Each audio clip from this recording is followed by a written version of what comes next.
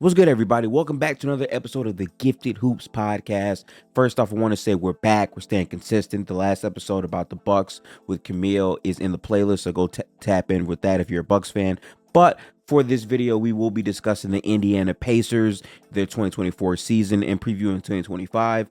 We had this conversation a bit earlier last month before Woj retired from the NBA, which crazy, by the way. Woj's jersey will be in the rafters, but Woj actually had a tweet that dropped about the future of the Indiana Pacers guard TJ McConnell, where he signed a 4-year, $45 million extension. We did not get a chance to react or discuss that, so we were talking about the question marks of if the Pacers were going to try to trade him or move on, which they still could trade him in the future. But at the end of the day, they have their guard set up. We talk a lot of flowers about what he was able to do last year and what he does for this guard core for the Pacers. But just want to leave that excerpt here so you understand before we get into the conversation about that. I personally think it's good value. I think Alex does as well. He's one of the better isolation guards for the Pacers and created a lot of good pace for them off of their bench as a creator guy that ran that unit pretty well. So shout out to him. It's going to be fun to see what 2025 holds for the Indiana Pacers. But without further ado, let's get into the podcast with Alex. Make sure to like, comment, subscribe. All of his links in the podcast links will be in the description box below. Spam up. But as always, I'll catch you guys later. Let's get to it. Yo, what's good, everybody? Welcome back to another episode of the Gifted Hoops podcast. We are finally at 60 episodes. This is episode 60, and we're joined here by the man of consistency, Alex Golden, humongous Pacers content creator. We talked last year on the Indiana Pacers in depth. Also, he's a host of his own podcast, Setting the Pace. How are you feeling, Alex? I'm doing great, man. I appreciate you having me on. And once again, like you said, consistency is key. And that's what we're doing. Maybe we should make this a yearly routine where we talk about these Indiana Pacers before the season starts. I got to say, I'm loving the blue and yellow from you. I know that was probably purposely done, right? Yes, okay. I tried. This is the only thing I have that, fits that color scheme. Change that. We got some Setting the Pace merch on TeePublic, so you'll have to check that out. Maybe you can rock a Pacer shirt next year that we've got over there on our website, and it won't just be the blue and navy sweater there for you. I'm with that. Guys, if you're watching the video version, he actually has merch on right now, don't you? Yeah, a little bit. My mic's in the way, but yeah. Nice. Setting the Pace, Indiana Pacers. They got all different kind of t-shirts too, so that's a nice thing. You can kind of change things up. Sweatshirts, hoodies, crew necks, long sleeve shirts, tank tops, whatever you guys want. I mean, we got plenty of merch over there. So if you're a Pacer fan, haven't heard of our show before, thanks for tuning in, and hopefully you'll learn something today about the Pacers. Absolutely. Definitely tap in. All of his links will be in the description box below. On this episode of the pod, we will be covering all things Indiana Pacers. Before we get started, make sure to tap into this podcast on Spotify and Apple Podcasts at Gifted Hoops. And if you want to see the video version where you get to see me and Alex's faces as we go through the Indiana rosters and the crazy season that they had, tap into the YouTube at Gifted Hoops. But officially, let's get into episode 60. So, first things first, 2024 for the Indiana Pacers. I remember people had a lot of questions about the Pacers roster. People saw Tyrese get traded to the Pacers. He played pretty well, but they were like, how serious of a player is he? And then you see at the very beginning of the season, he's playing like an all NBA player, literally having 50, 40, 90 splits at a point where he was averaging literally 13 assists with high efficiency. How did it feel to see Tyrese just come out and shut everyone up and show people just how dominant of a point guard he could be? I mean, he was 23 years old entering into the season, and I think he finally kind of felt this is his franchise, this is his team. I think he felt it the year before, but was coming back from the injury, so he had something to prove, and I think people wanted to see what he could do. Obviously, played with Team USA this past season, but the season before that as well, where they ended up losing, I think, against Germany.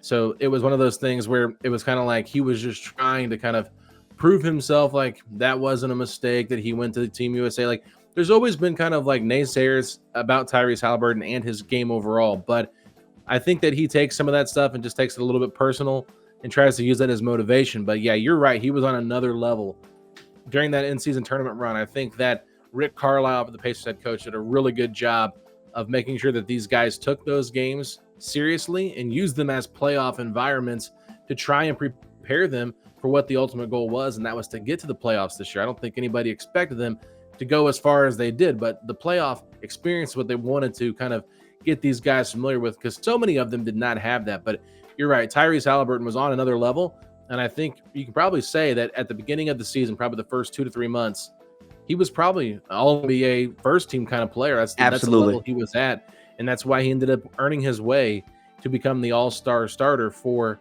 the Eastern Conference. So he just had a great year, and I think, unfortunately, once again, had another injury in January, and it really set him back for the rest of the season. Even the playoff run, he was never his full 100% self that we saw before. So I think that is a bit of a reason for optimism moving forward, but you got to love what you saw, and I think that Tyrese Haliburton showed that, hey, I'm one of the best players in the league, and here's why I'm one of the best players. Let me show you. I love that you bring up the in-season tournament games, because that's really where Tyrese made his name even louder known. I literally remember the games, like the Hawks game was one of the craziest offensive games I've ever seen in my life. I mean, the shots that were just going down in that game, the passes, the playmaking, like Tyrese really showed out. And then the mini rivalry during the season, we saw the Pacers build up with the Bucks with a lot of shenanigans over that game ball in one of those matchups. But like how he rose to the plate and was so confident, he took Dame's, clutch time, animation at the end of those games. I think you saw Tyrese really grow into who he believed he could be. And I think the confidence from going through a Team USA experience in the first place got him in the right mindset for this season. And I will agree with you. I think for the beginning of the season, based off how he was playing, he was absolutely a first-team All-NBA caliber guard. I think that's why he still wound up making it, even though he was far from his, self after the injury. But he played phenomenally well. But honestly, I think the Pacers as a team showed a lot of people how good they could be as a unit. I think they really just played great basketball. The confidence in all of the players to play different roles all season was humongous. The half-court offense, which a lot of people don't really, talk about. It's not just this team that ran up and down the floor fast all the time, even though that's, a part of it, but it's how quickly they made decisions in the half court. They were like a top 5 team in terms of half court efficiency for the entire season. And they were number 2, I think, in the playoffs. Yeah. So they showed you a lot of productivity in those regards. And I think a lot of people just didn't see that from this team because there's not like much, like star name talents outside of maybe Tyrese, but as a unit, everyone came through. And this takes me to one of my favorite players, Andrew Nembhard, and his emergence, especially in the playoffs, the crazy shot that he hit, right? I think Andrew Nembhard continues to show you time and time again, I am a legitimate NBA player and I can be a guard that the Pacers trust alongside Tyrese. How did it feel for you seeing him grow and continue to develop in the Pacers system? I'll say this about Andrew Nembhard. I've been a big fan of him since the first time I saw him play a game for the Pacers. I just felt like there was something different about the way he plays. He's tough. He's gritty. He had his big breakout moment 2 seasons ago on the West Coast road trip where he hit the game winner against the Lakers when Tyrese made a ridiculous pass to him, hit that game winner on the buzzer. Everybody's, storming the court basically from the Pacers bench. The Pacers general manager and president of basketball operations, Kevin Pritchard, did a full sprint and was like hugging him. And then he had a moment where he went off against the Warriors the next night. I'll never forget that game. Yeah, he was cooking. So it was kind of like, okay, you're kind of seeing a little bit of a glimpse here of what he can become. And then you see what he did in the playoffs. And I think that's where it really kind of stood out to me. He came off the bench at the beginning of the season, dealt with a lot of injuries the first half of the year, a lot of minor nagging injuries. He had kidney stones during preseason. It kind of lingered into the season where he was just never himself until he finally got put in there as a starter, and the team's defense, and honestly, this is not surprising to anybody, but it got improved when he became Tyrese Haliburton's, backcourt running mate once again in the second half of last year's regular season. And then he ended up having to play a lot of point guard because Tyrese was hurt with that hamstring injury. So it kind of just shows you the duality of what Andrew Nembhard is. And last year he had 31 games of 10 points or more which is just kind of showing that he took an uptick in scoring and it's still getting better and better. But go to the playoffs, and I think you mentioned it, that game winner that he had against the Knicks, like just how cold-blooded he was. You look at the game that he had against the Bucks, where he ends up getting like 3 or 4 rebounds in one possession in an overtime. That leads to an Aaron Nesmith corner 3 after Aaron Nesmith had gone like 0 of 7 and ends up hitting the 1-3. I'm like, no, yes, okay. And then that's when Chris Middleton banks the 3 in before Tyrese Halliburton hits the game winner. And I think it's Mark Jones, calls him Tyrese the Terror. So it was just an epic game in front of the home fans. And I think that Andrew Nembhard once again took his game to another level when Tyrese went down in the Boston series. And then Nembhard kind of became the focal point of the Pacers offense against Boston. And I will say this, we had a guest on. The episode has not released yet, but I will share this because I think it's too good of a nugget not to share. We had a guest on who covers the Celtics. And I just said, before we get into your Celtics team preview, I want to hear what you thought about this Pacers team and what you saw in the Eastern Conference Finals. Their response to that question was, the Pacers were the best team that we played in the playoffs. It was better than Dallas. It was better than Cleveland. It was better than Miami. And that Andrew Nembhard was the toughest player that they had to guard. And so when I heard all of that, I thought to myself, Andrew Nembhard was the best player that the Boston Celtics faced based on this, person that covers this team that I highly respect. So I thought that was high praise for Nembhard, and you saw what Nembhard did in those 2 games, games 3 and games 4. The Pacers did lose those games, but he was holding his own, and he kind of proved like, hey, with Tyrese out, like this Pacers team is still able to play at the highest level because Nembhard's that talented of a point guard, but he's playing the 2 guard next to Tyrese, which just opens up so many opportunities for Tyrese now because, like you said, he was playing so great at the beginning of the year. Teams start really focusing in, trying to take the ball away from Tyrese. But if you have another guy that's just as capable of being a really good point guard in the backcourt with him, then Tyrese can play a little bit off ball and kind of be more in the what was the Buddy Hield role when he was here at the Pacers, more of a shooter, a guy setting go screens, things like that. It just freed up the offense quite a bit more. So overall, I just think Andrew Nembhard, it's been proven the last 2 seasons. His numbers with Tyrese Haliburton are just through the roof, and they have great synergy together. And I think you kind of saw how that evolved. And then as well as when Pascal Siakam came, Nembhard and Siakam really had a nice 2-man game. I like to give Nembhard his flowers because to me, in this new CBA, players like Nembhard are going to be crucial, right? Like internal development in how you're making these players better in your overall system, right? Having guys like that who can actually stay on your teams and have a lot of success and value. To me, Nembhard does that. A big role that I don't think he gets enough credit for is they could get away with the Buddy Hield trade with him being gone, partially because of how Nembhard can step up to replace that guard production as a 3-level scorer and playmaker. I think he gave you a ton of value in those spots, and we didn't get a chance to see him play with a fully healthy Tyrese at the second half of the season. How much more potent of a backcourt, at that point would that have been? We don't know. So I like him from that aspect, and it seems that every year he's making different changes in different ways to overall elevate his game. And, again, in the playoffs, for the Pacers to be a top 2 half-court offense, being that in the playoffs of all the teams in the West and the Eastern Conference speaks to how legitimate that Pacers offense really can be. Yeah, and I will say this. You talk about how his game's evolved. Coach Ginny Busek is an assistant coach for the Pacers. She has worked with several different players to kind of work on their shots, improve their shots. And she worked with Nembhard last year to really improve his shot. And I will say this. He shot 60% 7 times in the playoffs. In those 7 games, the Pacers were 6-1. Okay. When he shot 60% or under, right? Or just right under 60%, I think the highest was like 57%. They went 2-8. So I think that his high performance shooting level nights, you kind of saw when he's shooting at a high level and above 50%, like, this is a really good chance Pacers are going to win these games. And it helps spread the floor out. You mentioned they got rid of Buddy Hield. They were able to do that. But they also traded Bruce Brown to acquire Pascal Siakam, who was the starting shooting guard for a while. So you trade 2 guards away, and all of a sudden, here comes Nembhard. And it kind of created the space they needed because there was a lot of awkwardness with McConnell and Nembhard as the backup point guard. And we saw how good McConnell was in the playoffs, too, just because he is kind of the engine that runs that second unit, right? So they were trying to figure out, okay, is this Nembhard's second unit or is it McConnell's second unit? And I think they were leaning more Nembhard early on, but those injuries really made things very difficult. and that's where McConnell earned that spot back.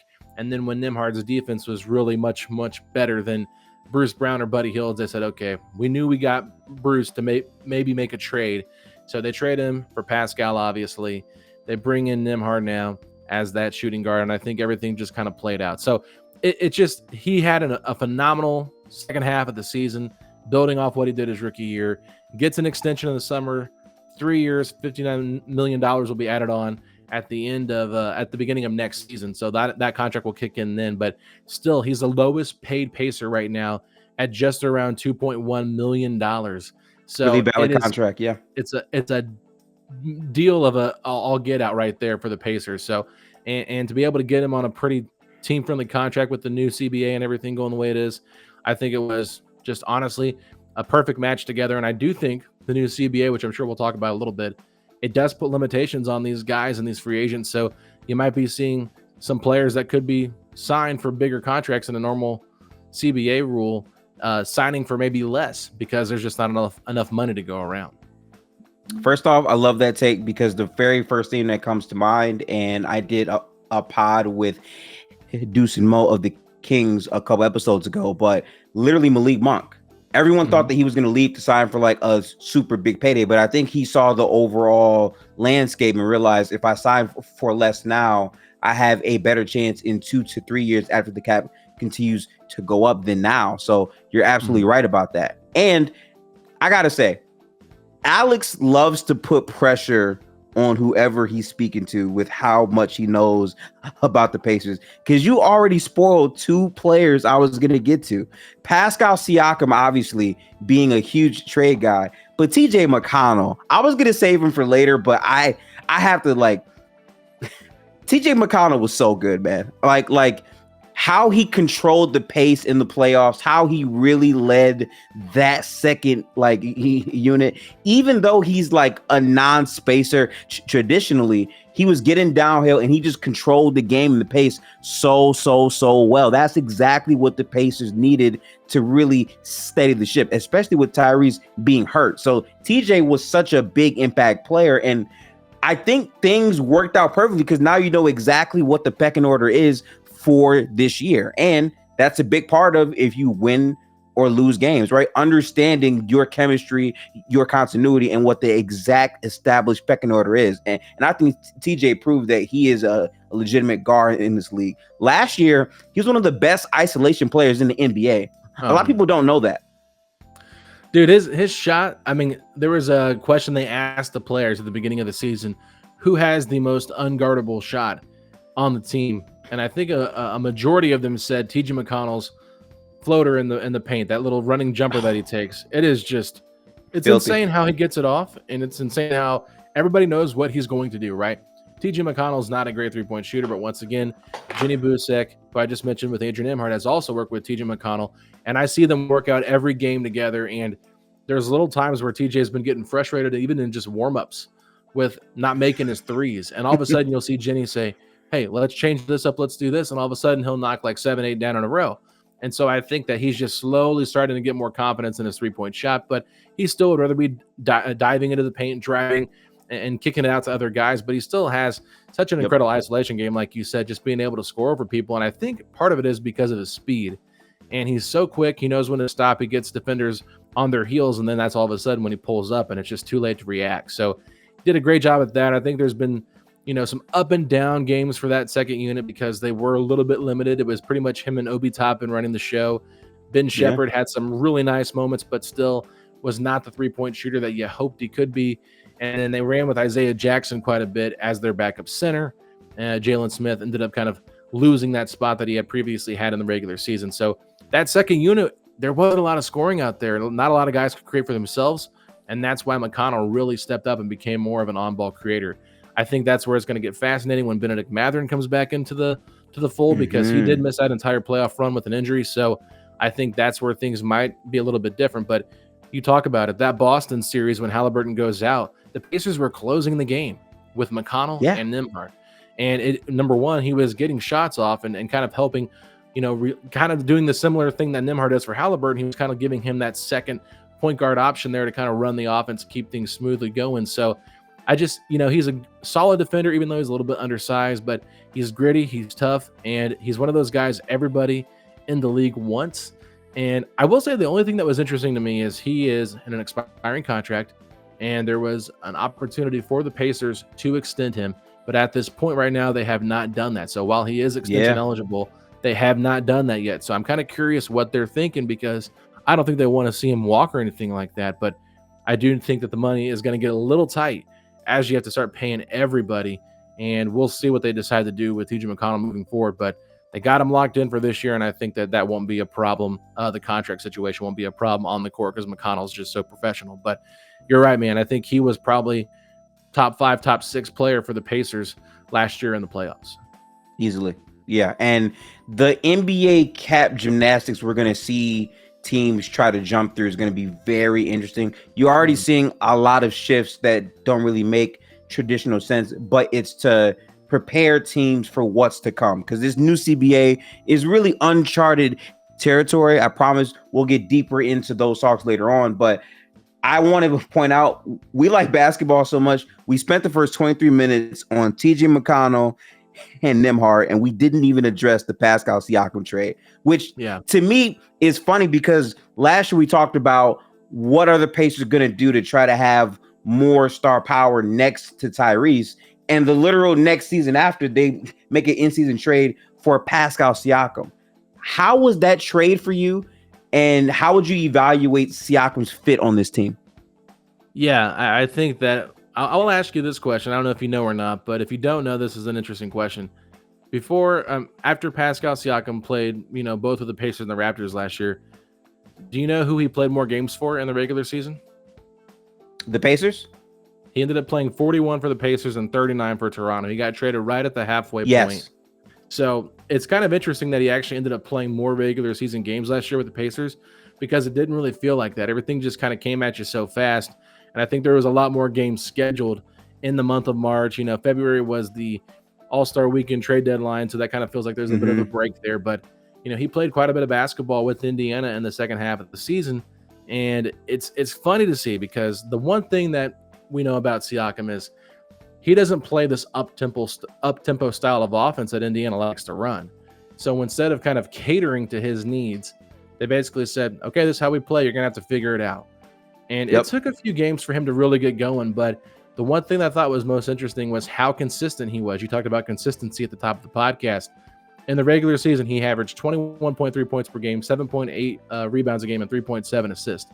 In the playoffs, 21.6 points, 7.5 rebounds, and 3.8 assists. So pretty much identical numbers from the playoffs to the regular season, or whatever. I said that in the wrong order, but from the regular season to the playoffs. So I think it just kind of shows you who he is as a player. They needed somebody else to kind of be a scoring threat to alleviate some of that pressure from Tyrese Haliburton to be the scorer every single game. Now, you're going to get your nights when a Miles Turner might drop 30 points because he's just filling it from three, and they're making defensive decisions to leave him open and double Pascal. And I think that happened a lot against Milwaukee, because in the first 2 games, Pascal Siakam dropped 36 on the road. Dominated them in those first 2 games, yeah. Yeah, and then he had 37, which was his his playoff high for 2024. So it was one of those things where I think Indiana at that moment realized, okay, this is a guy we can kind of rely on who has this championship experience to kind of lead us to where we need to go. And then Milwaukee made a ton of adjustments to try and keep Pascal from dominating them. But it happened where the Pacers were able to make those adjustments at home. And then you started having better games from role players, which is just kind of how it works usually. When you're at home, role players play better. Miles Turner was fantastic in game 3. Haliburton, Nembhards, they all stepped up their game while Siakam didn't play as well. And so it was one of those things where I think Siakam just kind of proved himself as an elite level guy. And so he ends up signing with the Pacers this offseason for 4 years, $189 million. I think a lot of people were wondering if he would do the 5-year deal, but I think there's a way that it works that after the 4 years is up, he can add another 4 years on if he wants to, which would get him to that max contract to like he's 38 years old. So I think that played a big factor into why he only did the 4 years, but still, I think it was a kind of a win-win for both sides, because the Pacers aren't as, locked into him long-term when he starts to age a little bit. We'll see how his game ages, but you just kind of saw it. He was so steady in every single series they were in against Boston, very steady, but you could tell he was getting tired. And I think that the style of play the Pacers play and that pace they play at, he's going to have to maybe just take another step to get his body in more of a better shape for the style the Pacers want to play. But I think that they realized, okay, we got some really good chemistry here.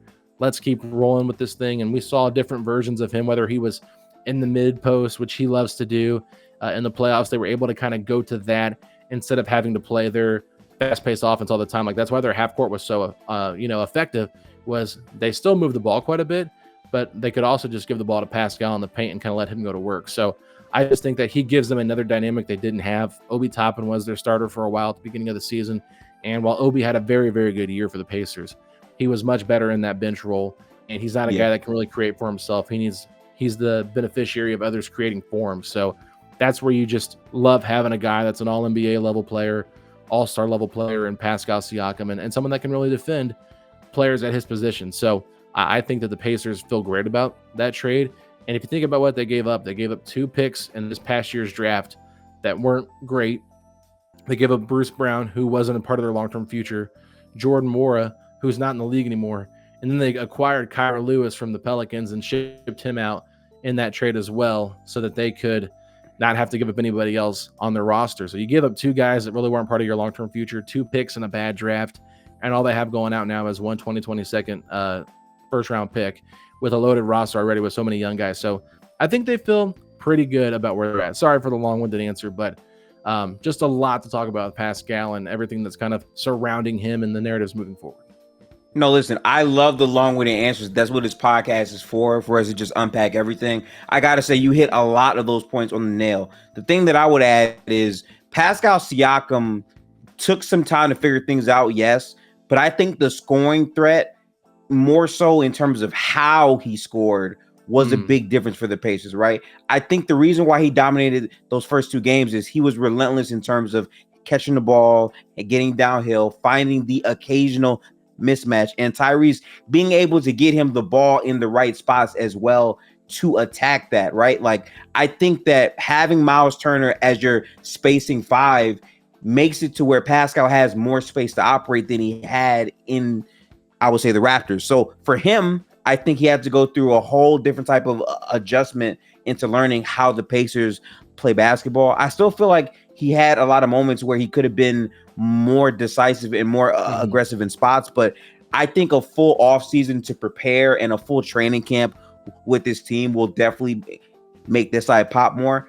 I will say, I figured he played more games for the Pacers simply because I remember watching the Raptors and Pascal just looked like it wasn't consistent. Like, he wasn't really dialed in as much. Him and Scotty Barnes were kind of playing your turn, my turn for half of their season. After he got traded, he looked like a completely different, refreshed player, and it showed in multiple games for the Indiana Pacers. The things that I want to see more from Pascal is how he can impact the game at a higher level defensively. I think he's a much better defender than he was last year. I think he can for sure get to those levels.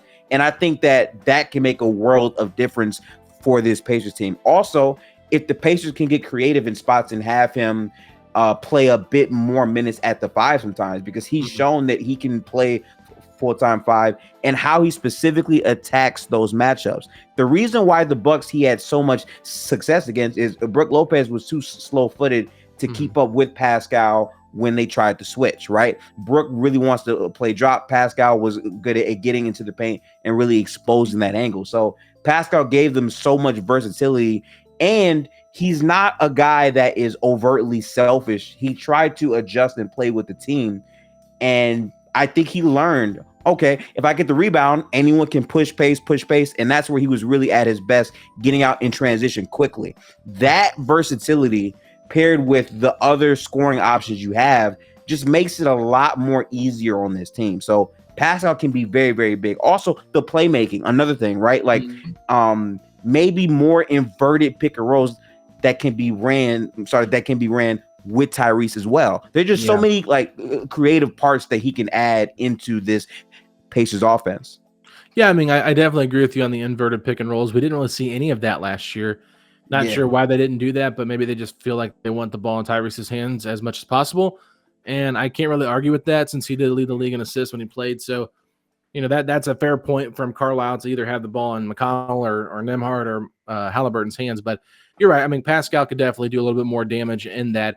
And you bring up some great points, especially against the Bucks, because they started out, it was so funny to me, but I kind of predicted it. They started out with Brook Lopez on Siakam, and they had Bobby Portis on Miles Turner because they were afraid of that pick and roll between that pick and pop between Miles and Tyrese. So they're like, we're going to switch everything. And they know Brook can't do it. Well, then they just said, okay, well, we'll just put Pascal in the action. We'll give Pascal the ball, and that's why he had his best 2 games. And all of a sudden, they're like, okay, we're going to switch this. We're going to go to Bobby Portis on Siakam, which I think Bobby Portis is a pretty good defender. So he did a good job, and he's very physical. And I think that just kind of gave Pascal a different look. So that was one big change. And we saw the same thing happen with the Knicks. Like, the Knicks were already pretty small, but they had Hartenstein on Turner at times. But when Turner was kind of hurting them from long range, they changed it up, put more of a guard like a Josh Hart or somebody on Turner. And Turner's not one that's really going to post up a lot. So it does make it a little bit of an easier cop out for defenders to maybe put someone smaller on Turner. But he's done better of getting guys, punishing guys when they do make that mismatch. But it's just not been very consistent. But yeah, I mean, Siakam, he shot 38% from 3 in the regular season with the Pacers when he got here. The problem is he only shot about 27 in the playoffs. And I think that's one thing he really needs to work on too, is just that 3-point shooting. Because if he can be a little bit more respected from out there, it's only going to open up more of his game. He was pretty good in the corners, but a lot of the threes that he was taking in the playoffs were not in the corners. They were up at the top of the key. And he had several games where he went over 2, over 3. So I think that if you're Indiana, you're just hoping that, okay, maybe he can work on this and be more of an outside threat, because they like to spread the floor quite a bit. And if everybody can be a threat from outside, I think it just opens up the paint even more for them to get drives and looks. So Pascal can do all that too. It's just a matter of, can he establish himself more as an outside shooter? But all really good points by you two. I just think that Pascal's defense, I wanted to bring this up as well. Right. We saw there was times where he wouldn't guard Jason Tatum. I don't think he guarded Jason Tatum one time in the Eastern Conference Finals. And Jason Tatum's like their best player. So you're throwing out Nesmith on him the whole time, who's given up 3 to 4 inches of a mismatch there. So I think that he was trying so hard too. he's tough, man. He is gritty as all get out, and he'll get in your grill and he'll make it difficult for you. But Tatum can just shoot right over him. I think that maybe putting Nesmith on Jaylen Brown and Pascal on Tatum might have helped a little bit, but they did never really try that. And so they did play him a lot guarding Jaylen Brown or Drew Holiday, always trying to find somebody he could kind of play off of and not someone that was going to take him off the dribble. But you know that there's going to be times when they get in those matchups where he's going to have to guard somebody that is going to be more of a difficult matchup. And he's going to have to really step up and be more of a defender than he was last year. Yeah, I think that the defense, and this can actually, I would say, go to like the whole team. I think we all know how good the Pacers were. And like, I hate when people try to say that they're only good because they run fast and they shoot a whole lot of threes. Again, if you are the number 2 half-court offense in the playoffs, half-court offense is a lot harder to play against set defenses because the Pacers make very quick overall decisions, because they have a ton of players who can pass the ball and shoot.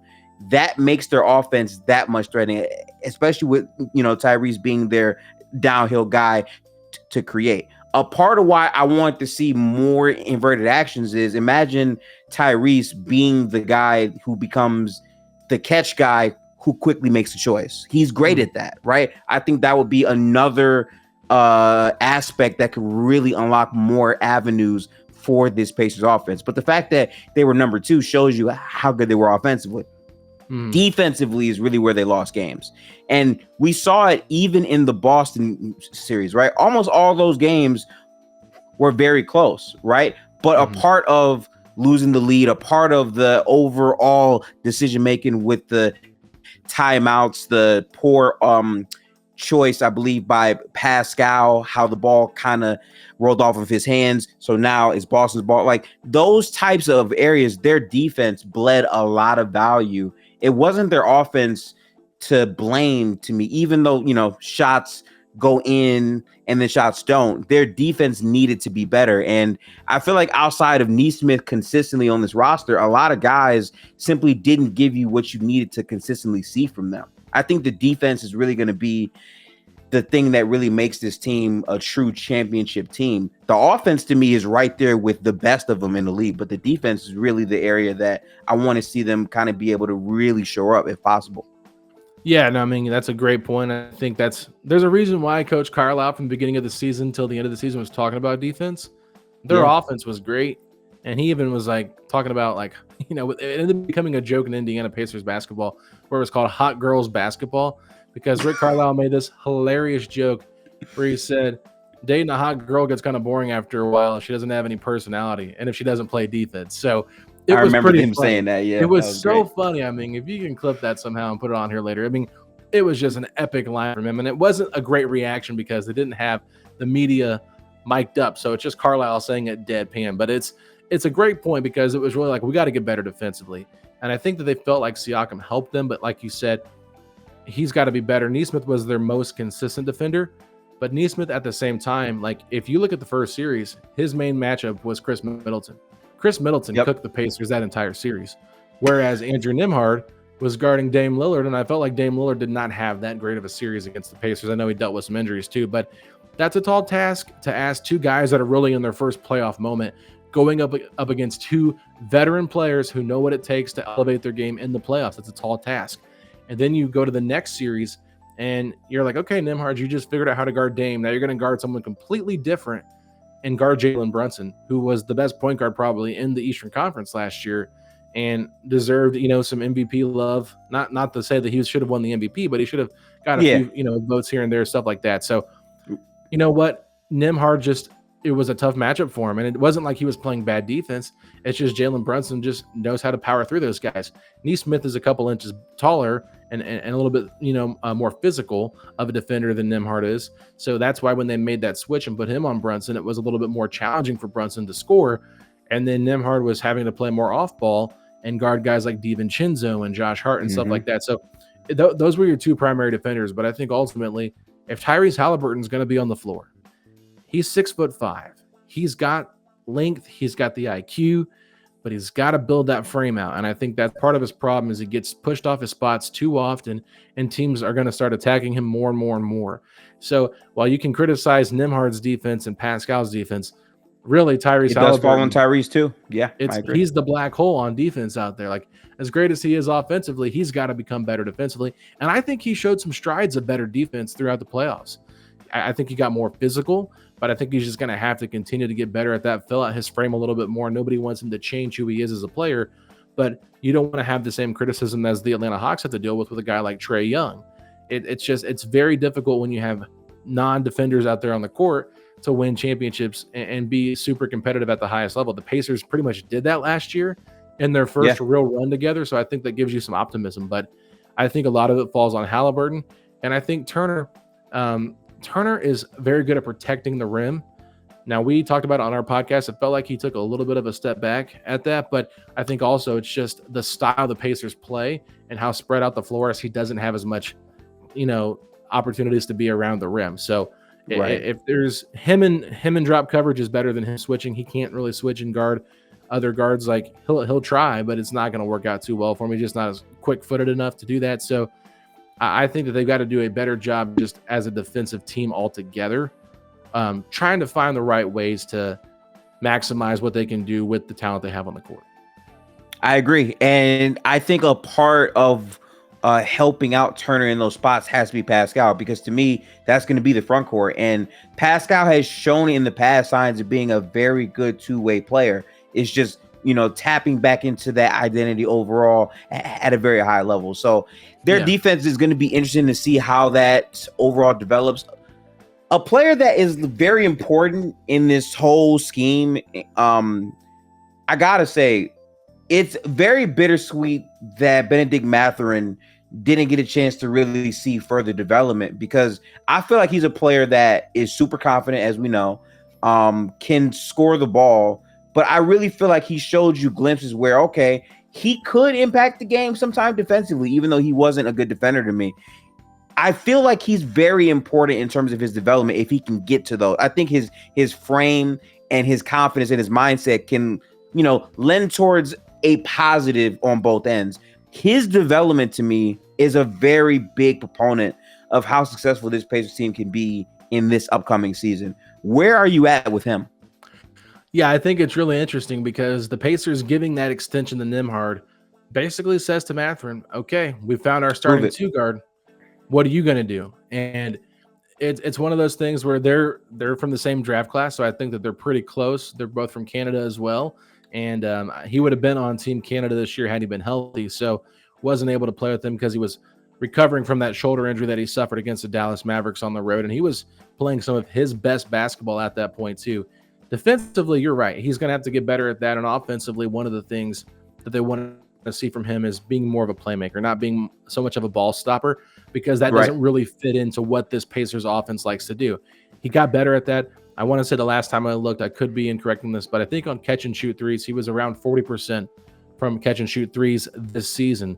Now, I think he ended up shooting around 37.5% for the regular season altogether, but that's all types of three-point shots, which was an improvement from the previous year. He's a guy that can really put the ball in the basket. Probably the best player on this team at driving, creating contact, maybe getting to the foul line, but finishing through contact as well. He's just a bully, and he can really barrel his way down the paint. And we saw flashes of everything, but this definitely is a prove it year for him. And I think being able to kind of experience all of the playoffs while he wasn't on the court, and that's the best experience, is being out there in action, being able to see the things that he needs to improve on to make more of an impact for this team next year, I think during a playoff setting really would have helped, really helped him just being able to see it up close. Right. So I'm really excited for what he can become. And I know that there's probably a lot of Pacer fans that I know in our YouTube comments all the time say that we're Mathurin haters because we believe so much in Nembhard.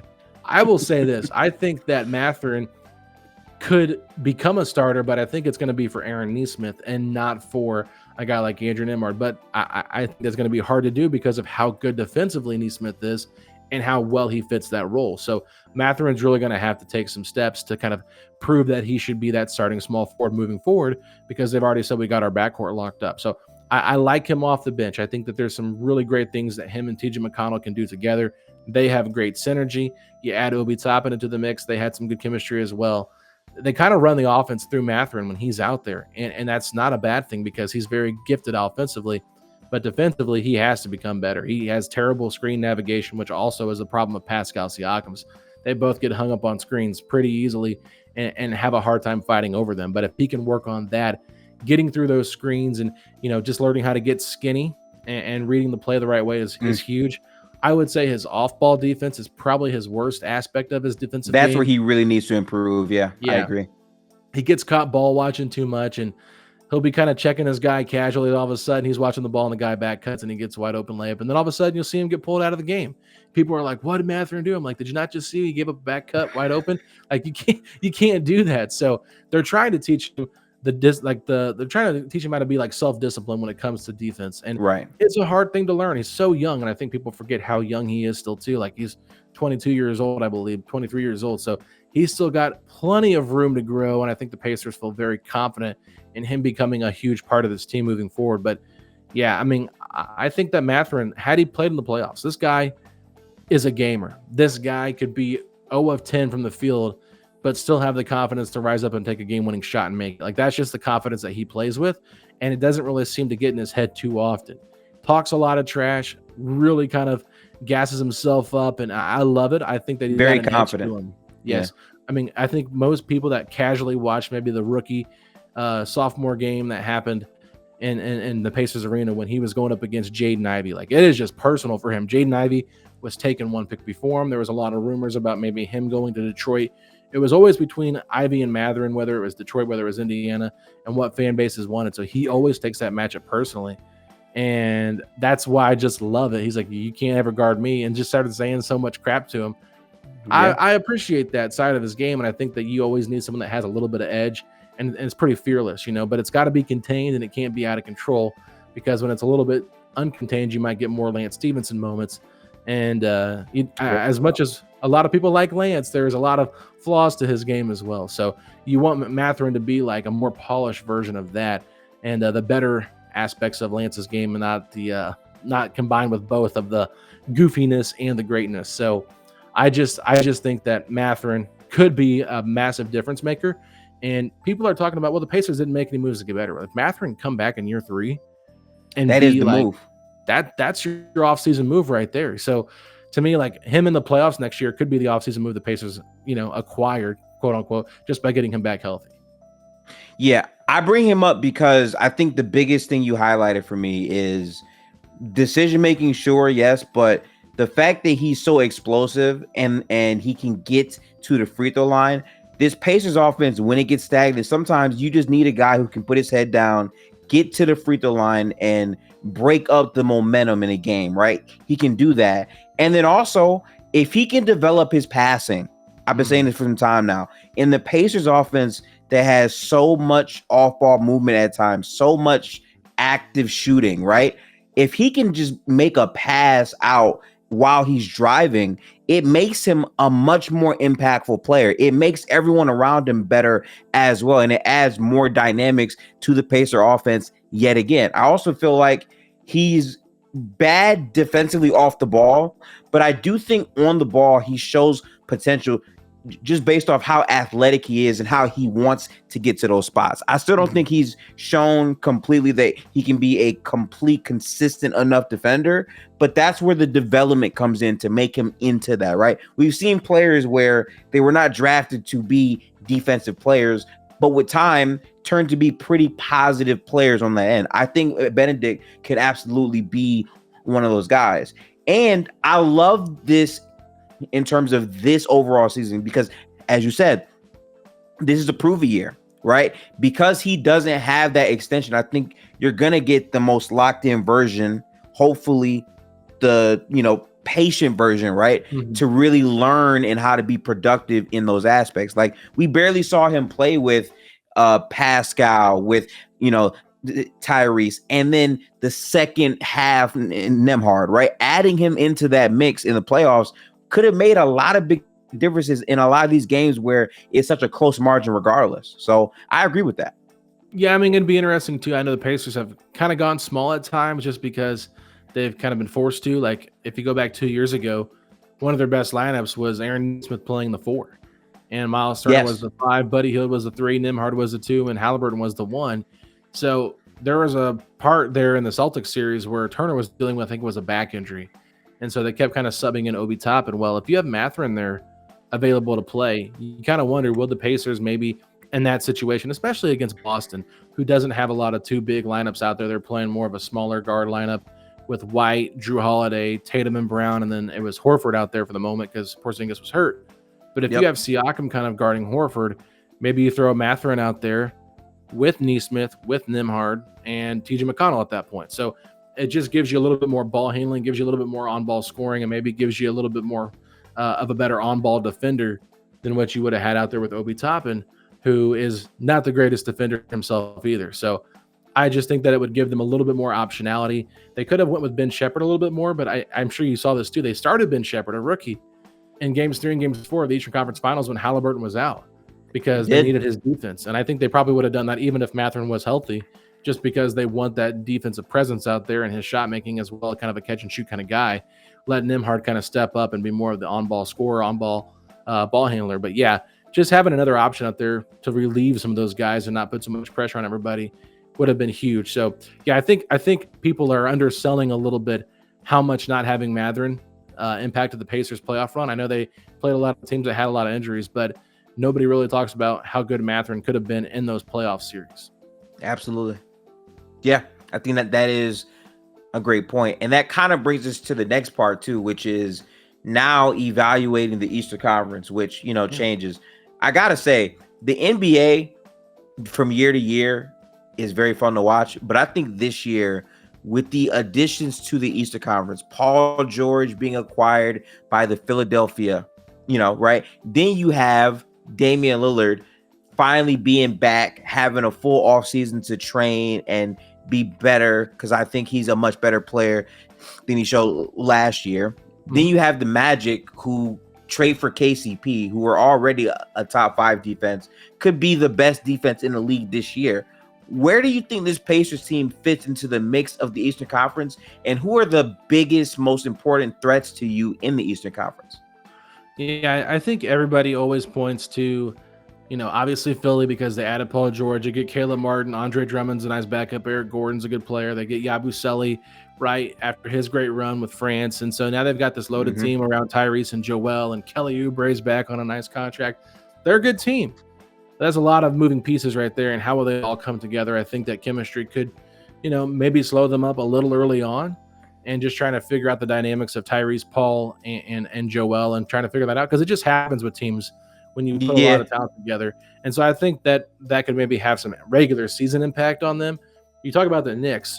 The Knicks are a very interesting team because they had this playoff run without Julius Randle, and then Isaiah Hartenstein leaves them for Oklahoma City, where he gets a really nice payday. But they bring in Mikal Bridges, and I think they're just going to become incredibly hard to score against because of how much length they're going to have on the perimeter. But can OG? And you have Jonte and Josh Hart off the bench now too.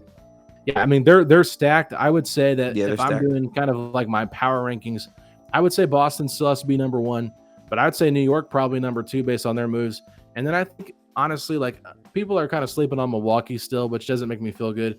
But I think they had some really nice low-key moves. Gary Trent Jr. on the minimum is an upgrade over Malik Beasley. Absolute steal to me. Yeah, I don't like Taurean Prince that much. It's a fine minimum contract, but you still got Portis. I just think that the problem with them is they're always going to have Brook Lopez on their roster, and I think that he's getting a little bit older, and they might want to start playing more Giannis at the 5 and kind of taking back some of those minutes that maybe Lopez has. Like, he can still shoot the ball. Like, he still shot the ball pretty well last year, but I just feel like they're so limited with what they can do defensively with him out there. So I think Indiana really is in that top 5 group. I'm not really sold completely yet on Orlando. I just think that there could be some offensive scoring that needs to be there. There's a lot of burden right there on Paulo to kind of carry the load offensively. I think that KCP is a nice pickup. I think their defense is going to be really good, but I just still have question marks about how their offense is going to come together altogether. But I still think they're a top 6, top 7 team, right? There's so many good teams in the Eastern Conference at this point, which we haven't even talked about, Cleveland or Miami. And I haven't even touched those teams. I know. And it's like they got Kenny Atkinson in there with Cleveland, and I think he's going to bring out some of the Karis LeVert, Jared Allen moments that were really good with him and back in Brooklyn. So we'll see what happens. But, if I was giving my prediction, I think that the Pacers' continuity and team chemistry and still they kind of got a chip on their shoulder because everyone's counting them out. I could see them finishing with the top 3 record in the Eastern Conference with above 50 wins. I have them around 51 wins this year. We went through and did our record prediction for the regular season. I have them at 51-31. I just think that this is a team that they've gotten better every year under Carlisle. They're going to get better. Hopefully Tyrese is fully healthy, able to play. Siakam another year under his belt with this group. I just think going into that deep playoff run, usually see teams that kind of fall come back much more hungry the next season and more determined. And I think they want to get home court advantage in the playoffs.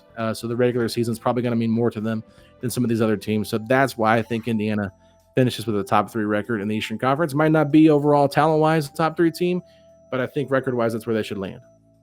I think this is an interesting conversation because when I zoom in and I look at everything that's happened, the Eastern Conference is going to be a dogfight this year. We didn't even break down the Heat, which to me, Butler is in a contract year. I think this is going to be a very important season for him. And I feel like the Heat are always that team that just happens to be around no matter what happens. Bam played very well overseas. Every year he gets better as well. There's just so many teams that have continuity.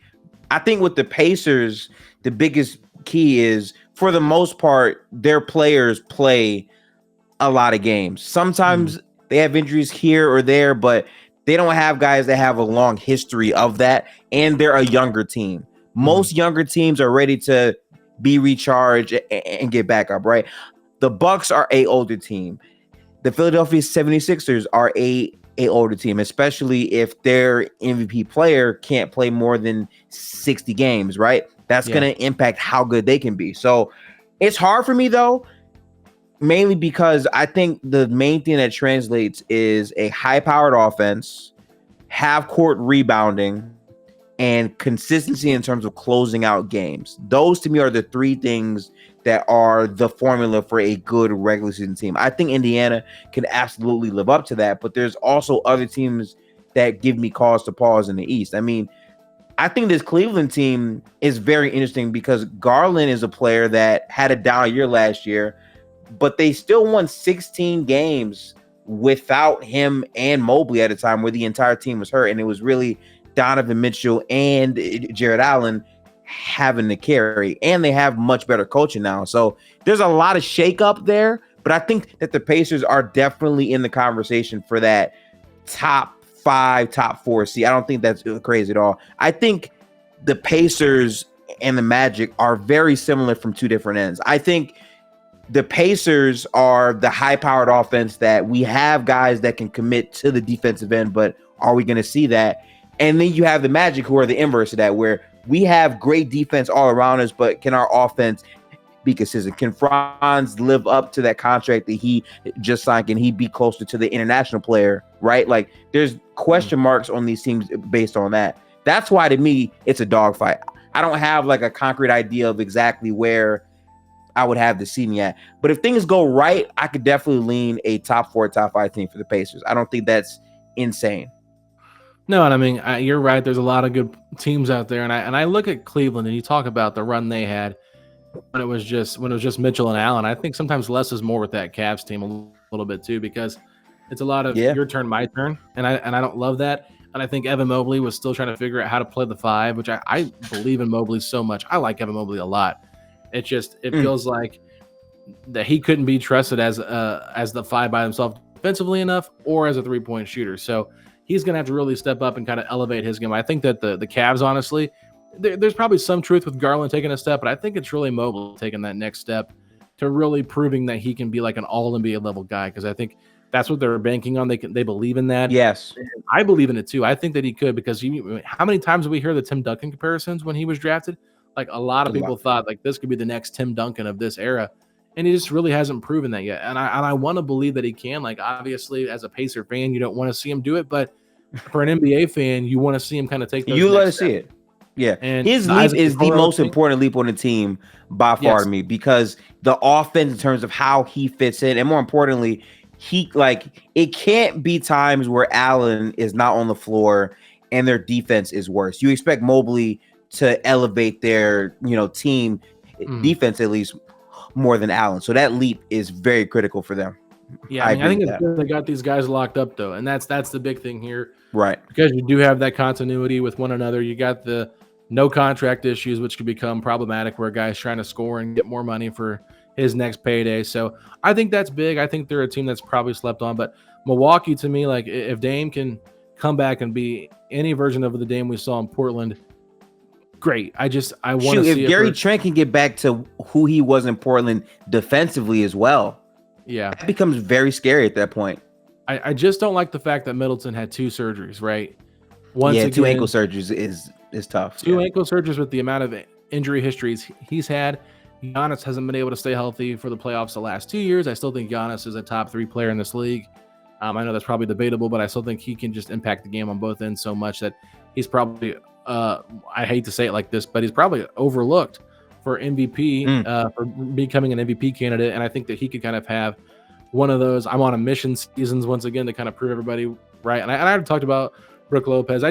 They're kind of a weird team. They're kind of middling a little bit. They still have like this veteran heavy team that could win a lot of games. But like you said, how are veteran teams in the regular season?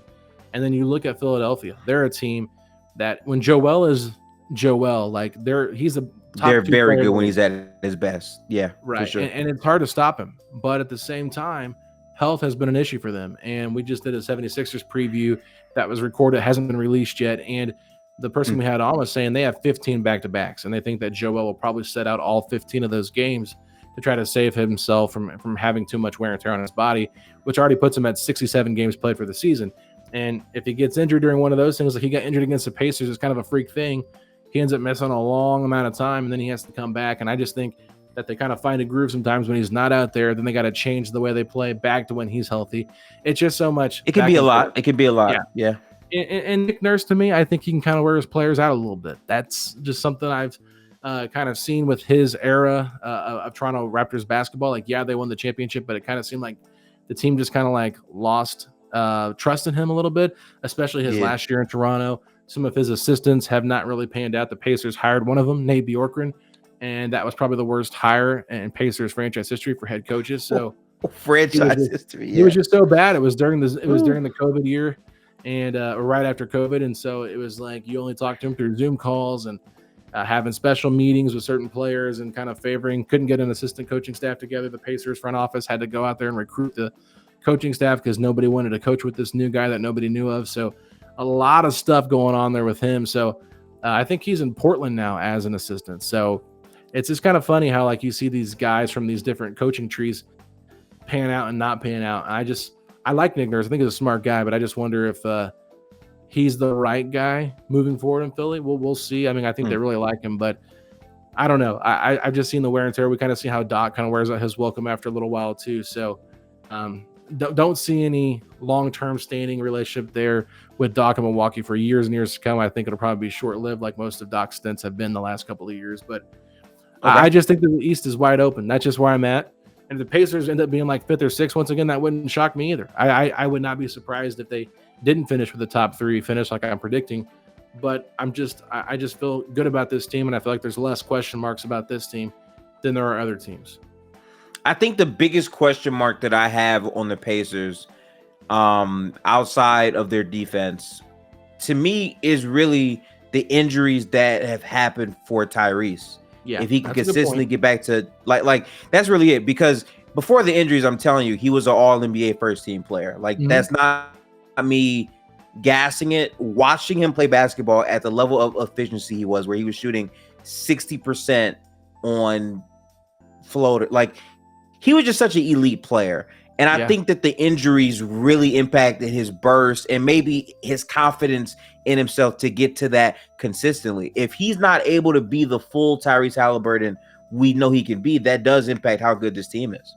Yeah, that's a great point. I mean, Tyrese has to stay healthy. And I think that's another reason why when I mentioned adding on some, muscle to that frame, it's not just because he needs to be a better defender. It's because he needs to be able to handle more wear and tear that he puts on his body. So it's really up to Tyrese to just, look at LeBron James. There's a reason why the guy is 39 years old, leading Team USA to a gold medal, because he pays millions of dollars to keep his body in great shape. Every year to his body. Yep. And I think Tyrese Haliburton is financially set where he's at now, getting that massive contract. I think $260 million is what it comes out to. So he can use a couple of those $1 million to get him a nice trainer to really get his body in the best shape possible. And I think that it really does matter because it's going to help the longevity of his career. I think that he already kind of plays a style that could keep him going for a while. But, Rick Carlisle constantly compares him to a guy like Steve Nash.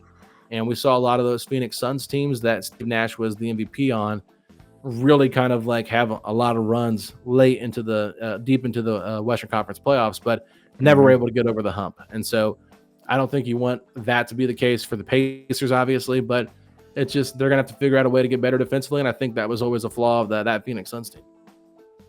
Fair. Yeah, fair. So, yeah, I like the state of the Pacers. I see the fan base fluctuate on how hype or not hype they are, but I think the season is definitely up for grabs. I don't think the top 5 in the East are locks. I think a lot of those positions can change outside of Boston. I think Boston is the clear-cut team where they're going to be pretty much at the top of the conference. I think everyone else can, mix and match, right? Mm-hmm. This Pacers team definitely has a chance to be a team that once again, outperforms team expectations. Because again, if Tyrese is that, the other part of this is year 2 Pascal, where he gets fully initiated into the system and makes his biggest impact as a pro. Both of those things are possible. So I'm excited. I'm very hyped to watch this team play basketball and see how they gel. In your overall estimation, what are your expectations in terms of what would make this 2025 year a failure or a success for you in your mind? Yeah, I think a failure would probably, finishing outside of the top 5, probably a 6, 7, or 8 seed. And then once again, going to the playoffs as kind of like the underdog and losing in the first round. It wouldn't shock me if they lose in the first round of this upcoming playoffs, just because I think there's so many good teams that could beat them. But I think that would be a little bit of okay, maybe they're going to start getting in their heads a little bit because people were calling it a fluke run to the Eastern Conference Finals because they beat the injury-prone or the injuried teams that had a lot of injuries with New York and Milwaukee. They weren't at full strength, and so the Pacers got lucky and they caught a break. I just want them to kind of be able to prove that wasn't a fluke. And so I think that to me would be the ultimate failure, is not making a top 4, top 5 seed and kind of falling into that category of, oh no, they are kind of living out the narrative that a lot of haters were saying about them, and just kind of seeing how that negatively could impact them. But in terms of a positive season, I think that if they can just play the best basketball they played, whether they make it to the Eastern Conference Finals again or not, you just want to see strides in so many young players in the development of this team to continue to make championship level progress. And I mean, I don't think anybody would anticipate Indiana winning a championship this year, but they've got a great opportunity to prove to everybody that this was not a fluke run. And they know that teams are not going to be sleeping on them as much as they were probably last year. They've kind of caught people's attention, but I still think that their style of play is one that is kind of grueling for a long 82 regular season, 82 game regular season. And the Pacers are kind of trained for that, where a lot of other teams probably aren't as equipped to run with the Pacers. So I think that's why they get a lot of wins in the regular season.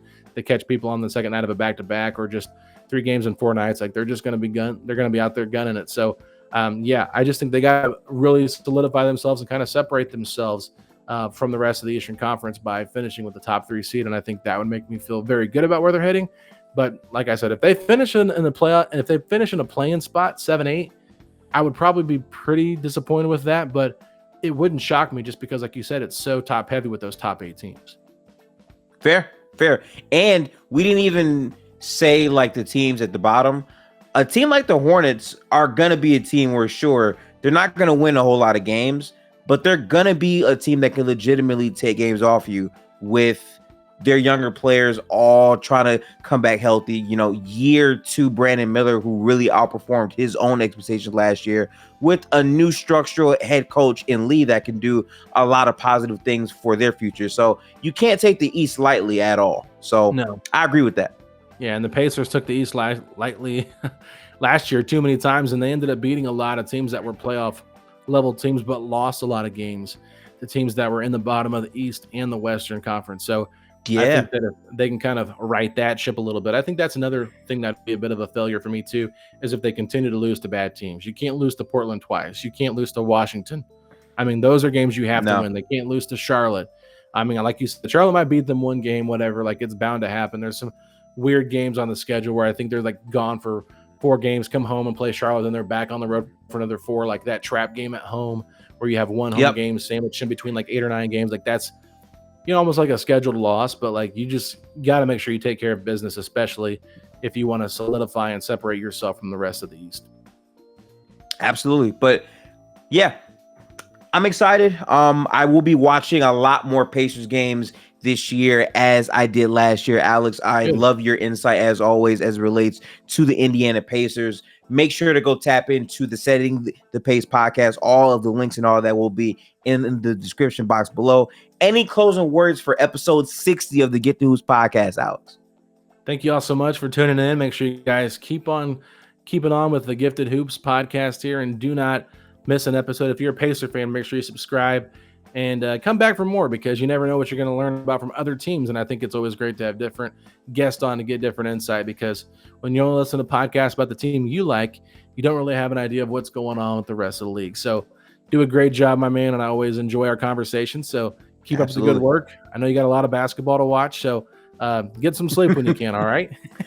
Definitely trying. Has not been working out. I have been doing like 4 to 5 podcasts a week now.